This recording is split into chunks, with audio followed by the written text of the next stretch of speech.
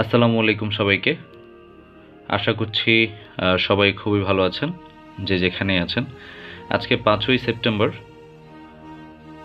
গত মাসের 5ই আগস্ট বাঙালির আন্দোলন সংগ্রামের ইতিহাসে সবচেয়ে ব্যাপক যেই ছাত্র আন্দোলন একটা পর্যায়ে গণ আন্দোলনের রূপ নেয় এবং যার ফলশ্রুতিতে ক্ষমতাশালী, উদ্ধত এবং ডোন্ট কেয়ার যে রক্তচক্ষু, সেই ভিত কেঁপে উঠেছিল এবং বাংলার ইতিহাসে একটি ঐতিহাসিক ঘটনা ঘটেছিল। তো আজকে সেটার 1 মাস পূর্তি, 1 মাস হয়েছে। আমি এই সময় আন্দোলন কেন্দ্রিক তখনকার সময় আমার স্বরচিত একটি কবিতা আবৃত্তি করে শোনাতে চাই। আবৃত্তি করছি আমার স্বরচিত কবিতা শ্রাবণ শ্মশান। সভ্যতার মানচিত্রে আমি রক্তের গান লিখি, কালো মৃত্যুর মালায় আমি শোক পুঁথি গাঁথি। কলম ফেলেছি আমি গুহায়, কালিও গেছে চুকে, বিরচিত হয়নি কোনো গান গুমোট এ অন্ধকারে।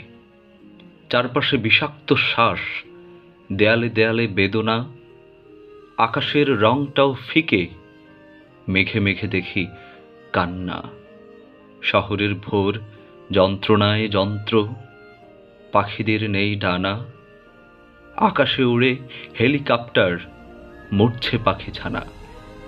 জানলার গ্রিল হয় ফুটো, ভগবান মুখে সন্দেশ, হাওমাও কাঁদে 52, 71 লজ্জায় শেষ। কবিতার ক্যাম্পাসে লাল বন্যা, সমাধি শত শত স্বপ্ন, ত্রাস সন্ত্রাস ভয় দ্বিধায় সাপদ সংকুল এ অরণ্য।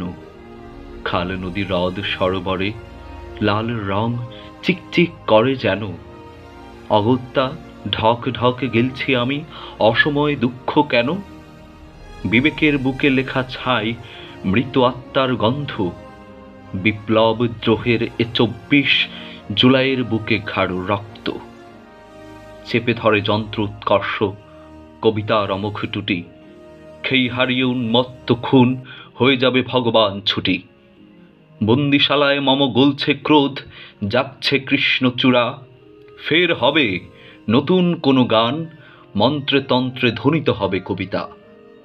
বেগ আবেগে পাড়ি দেবে বিপ্লবী দূরবীন দৃষ্টি, অগ্নুৎপাতে কেটে যাবে দুর্যোগ, কাল ঝড়ের রাত্রি। এ 24 এ জুলাই জাগবে ফের সময়ের আহ্বানে, ছায় হবে সব দুরভিসন্ধি, দ্রোহ শ্রাবণ শ্মশানে। ধন্যবাদ সবাইকে। নিজের অশৈল্পিক কবিতা আমার ক্ষুদ্র মস্তিষ্কেও প্রসূত। জানি না কেমন হয়েছে, কিন্তু এই যুদ্ধের সময় টকবগানো খুন চেপে ধরা মানসিকতা থেকে আমার দ্রোহের উদ্রেক। আশা করছি ভালো লাগবে।